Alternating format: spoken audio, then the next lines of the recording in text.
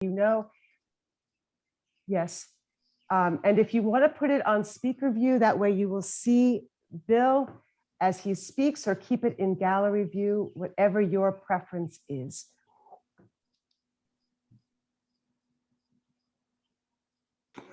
Good morning.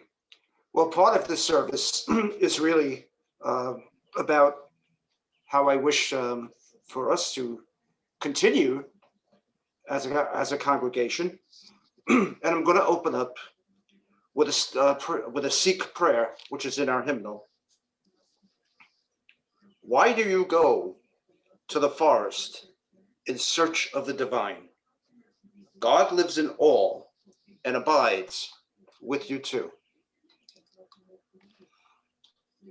As fragrance dwells in a flower or reflection in a mirror, so the divine dwells inside everything.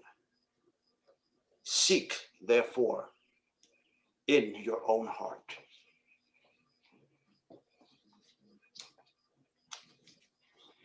And good morning. Well, first, a little disclaimer. Well, the e-blast description does say that my first service was 10 years ago. Now, I know it was definitely a summer service. It might have been upwards of 11 years ago, because our recently departed minister, Chris Antal, had been with us for 10 years. And I distinctly remember Jim Bridges and his then wife, Tina Drews, were present. But regardless of that, if you would have told me before September 12th, 2006, that was the Monday that our original building burnt down. And if you would have told me that starting the following Sunday, September 18th, the outdoor service we held amidst the ashes of that home, that I would be attending services regularly, become a greeter in our temporary home in the Episcopal Church in Washingtonville, participate in and share our Sunday Services ministry, which was also at the time called our Sunday Services Committee, from about 2012 to 2019. And that I'd become a board member, and now you're vice president. And if you told me that I'd be delivering non-perishable food to homes in the city of Newburgh, I'd have said, are you sure you have the right person? I haven't gone to a church in Oast in over 30 years. And did I mention that I have led a handful of services, probably over the years, maybe about 10 or a dozen. And my very first service was a summer service like today, which are normally more laid back, tend to be less attended, and give us a chance to experiment with ideas normally not done during our regular worship year from September to June. So I felt an interesting topic would be to speak about St. Hildegard of Bingen. And I figured, it's interesting, what can go wrong? I knew there were some faces here that were there that day. Many have either gone, they've either passed away, perhaps moved away, or found another spiritual home. I think I see some faces that were here. Sure, probably Pasha, Robin. I remember Hollis was my worship associate that day, and he was also the musician. He did double duty. Probably Mike was there, maybe Linda. If you're there, Ed Keith, if you're there, thank you for being there that day. But like a wedding day, things went wrong. My pages were out of place. The microphone at one point had people holding their ears over their ears. A lot more people showed up than I imagined. And the icing on the cake was that just before the service started, Reverend Jim Bridges and his then wife, Athena Drews, came in, all smiles, and took a seat right in the front. To make things worse, I had lost my place for what seemed to be eternity during the presentation. But I found my stride again. I picked up, and I finished off with a meditation to a recorded piece by Hildegard von Bingen. And afterwards, I didn't give up. I dusted myself off once or twice a year. I would lead a simple service, that I would try to find interesting topics for. I did one about George Harrison. I did one about pets. I did one about gospel music. I did one about finding different times of year, not particularly New Year's, times of renewal. That sometimes I just had to step up to the plate and do a service when no one else was available. But now I'm happy to say we have a great team that pulled together our Sunday services. They're all very dedicated, especially in the face of the COVID pandemic, and adapting to us on Zoom. And they're all here. Rose, Jay, Marsha, Elizabeth Mailing, who's our Zoom host today, Elizabeth Tarbin, who's been an amazing Zoom host in guiding us technically, Mike Landrum, Linda Mangelsdorf, and thank Diane Diachison for her participation in helping steer us during this time. And I often got asked a couple of times while planning for our monthly service, why Hildegard? And who is she? Well, I had stopped going to church when I was about 14 or 15. I grew up Roman Catholic. Most, but not all, teenagers, college students, stoners, club goers, concert goers tended to stop going to church in the 1970s. But in 1991, I was diagnosed with cancer at the age of 34. And of course, when we're in trouble, the first thing we do is pray to the God we know. And thank you, Rosalie, for her prayer, for her service 2 weeks ago. Does prayer work?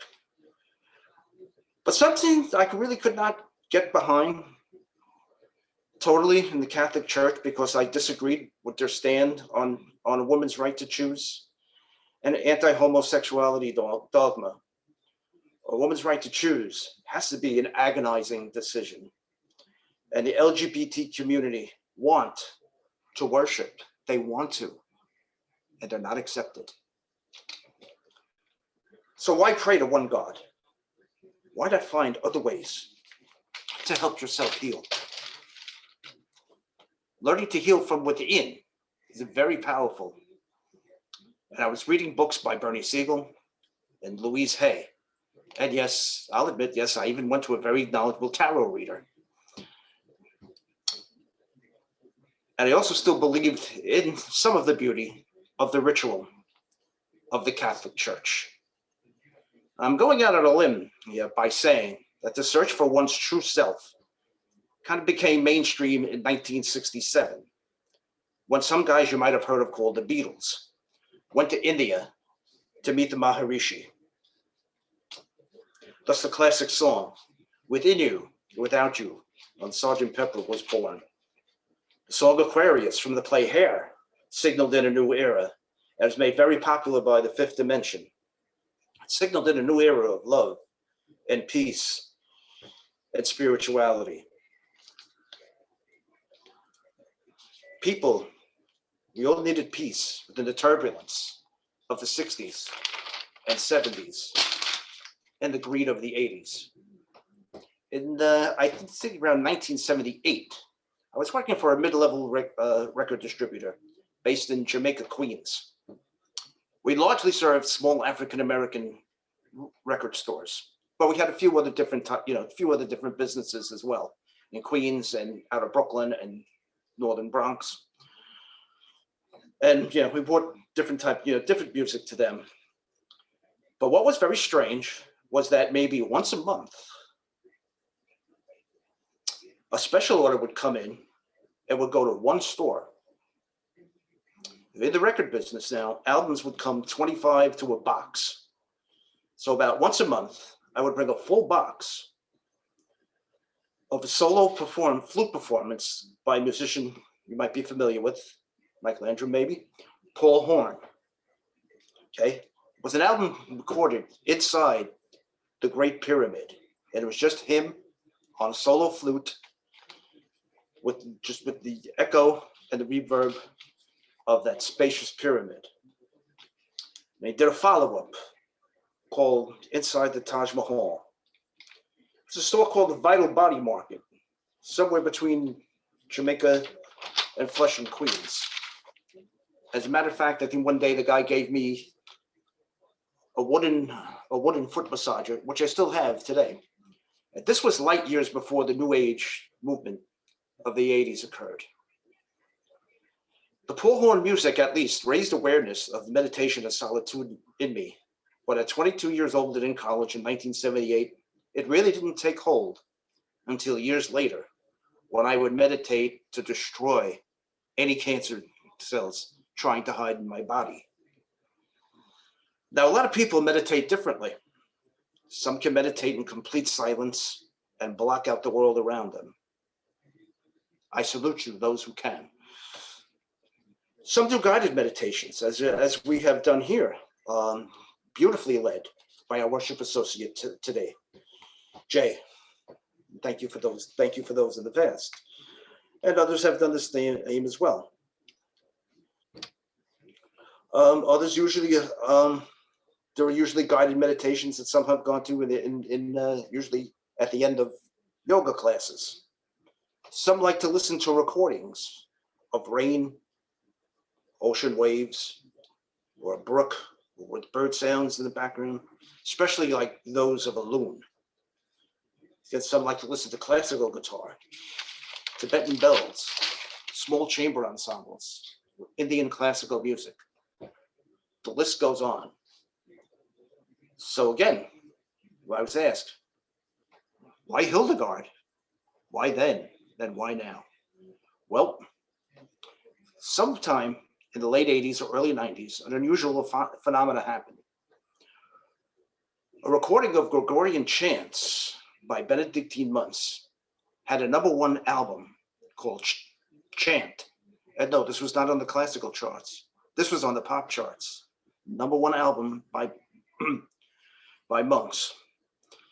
It set the stage for more like it, but this was the standard recording that others were measured by. And Gregorian chants recordings have been done countless times throughout the years. But this, I guess the time was right. The timing was right for a recording like this for people to use. It was time for it to come out. It was very, very successful. I didn't subscribe to this at the time, but later on, with the stress of working in New York City, working with my job, 30 years at the MTA, some nights I needed to escape. And I found a company online that sold classical and jazz CDs cheap. I came across Hildegard of Bingen. Intrigued, I purchased 1 or 2. The small female vocal ensemble doing her pieces was very relaxing, spiritual, and almost divine. Now, the point I want to get across here, I imagined an image that a lot of us don't use, I think, in reflective meditation, is that of a dark cloister lit by candles, and it just strips you down to simplicity, to solitude. Okay, the key word is solitude. The dark but candlelit cloister strips you down, and you get to feel how the monks and nuns live and do their ceremony. The sounds of female voices, though, in an ensemble, as opposed to the male voice, was very assuring, and you sense their relationship with the divine, with the spirit. That is why, if you ask me, again, why Hildegard? Now, briefly, I said I did a service on this in the past, so I'm briefly just touch on her. Who was she? At face value, I believe historically, looking in our hymnal, is probably the oldest author dating back, where we have a prayer and a hymn. Our songs today are 2 versions of I Am That Great and Fiery Force. There's no date on the song, but you see that she was born, date unknown, in 1098. and died in September 1179 at the age of 81. When I hear the music and I put it together with such an amazing woman, it's like magic. And when you look at when she lived, her accomplishments are astounding and aspiring. Again, like I said, she was born in 1098, date uncertain, as the 10th child of noble parents. She was given to the church as was custom. As a young child, she showed great knowledge of plants and stones. At a young age, before she took monastic vows, she states that she experienced visions. They would be of intense light, reaching up into the sky. As a sickly child, the visions called reflections of living light. These visions would cause her to be ill, very weak, and in pain afterwards. She experienced this phenomena throughout most of her life, but she kept it a secret until she was in her late 30s. Again, given to the church as a child, was accustomed to give the 10th child to the church. She was given to the order of nuns in a male monastery run by Benedictine monks in a town called Dissebodenberg in Germany. Taken under the wings of Magistra, whose name was Jutta, Jutta. The Magistra then, when you're given up, you were given up by your parents. So now the Magistra becomes your mother. She flourished at the cloister, and when Jutta died in 1136, Hildegard was unanimously picked to become the Magistra by priests and her fellow nuns alike. She was a master at healing with plants and herbs, making teas, salves, and poultices for sickness and wounds. She would heal the wounds of those who flogged themselves and those who also chastised themselves. She would teach other nuns how to identify plants and what they could be used for. She was also a playwright, a poet, musical composer, author, and mystic. Attention in recent decades to women of medieval churches has led to a great deal of interest in her music, as we are using two arrangements of her song today. She has written 69 musical compositions, each with its own original poetic texts. And those texts have survived. 4 other texts are known, but the musical notations have been lost. Her most famous play was called Urda Verditum, which is called the Play of the Virtues. It's a morality play with only a few songs, like 82, to be exact. She needed a priest to play the devil. She wrote scientific and medical texts. Her healing expertise was not part of her visionary birth. She helped in and then led the monastery's herbal garden and infirmary. She gained experience from books in the monastery's library. She was able to prognose, and treat disease with holistic methods. Like I said, using tinctures, herbs, and precious stones. She combined these elements deriving from the book of Genesis. But her greater body of work and of importance to her were publishing her description and meanings of her visions. As I stated earlier, it wasn't until she was in her late 30s that she confessed about her visions of powerful light and wanted to share them with the world. First question by ruling hierarchy in the German church, first asked, were you conscious? And how do you know these were not signs from the devil? Of course, she answered they were not signs of the devil. And of course, she was conscious. And temporarily, she was deemed a heretic. But eventually, she was given permission to publish her vision. Again, she was deemed a heretic when she wanted to build a monastery and a cloister separately for the nuns near the Rhine.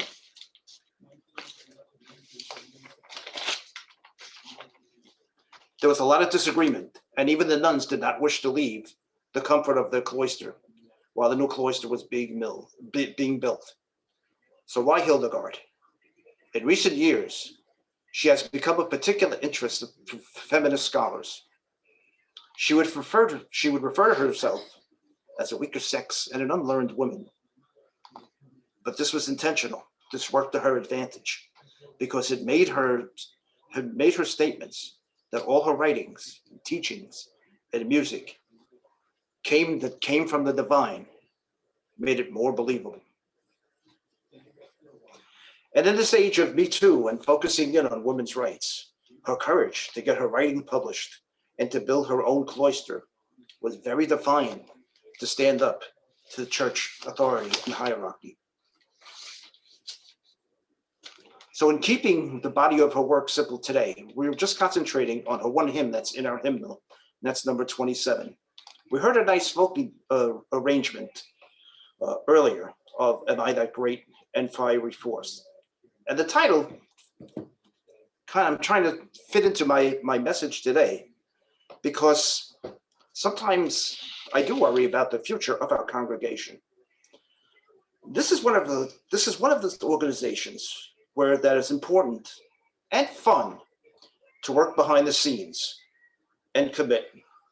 We need to be that great and fiery force as a team and individually to keep our fire burning and not to burn out and flame out. We need to be open to ideas. We need to reach out to our neighbors, near and far, locally around us, in Newburgh and beyond. Bring your roots. As Reverend Chris said recently, don't be embarrassed by your Christian background. Bring your Buddhist, bring your pagan, bring your Wiccan, bring your Jewish, Hindu, Muslim, gay and straight. Bring it all to our table. Be on committees. Suggest and help with services. Bring and share skills. The chalice flame must not completely burn out. Let's be that great and fiery force and walk together into the future. Let not our congregation be a revolving door. So our closing song again is hymn number 27, I Am That Great and Fiery Force, but it's going to be more unrecognizable. This is, again, that will be done. It's done with a small trio, a female vocalist with some piano.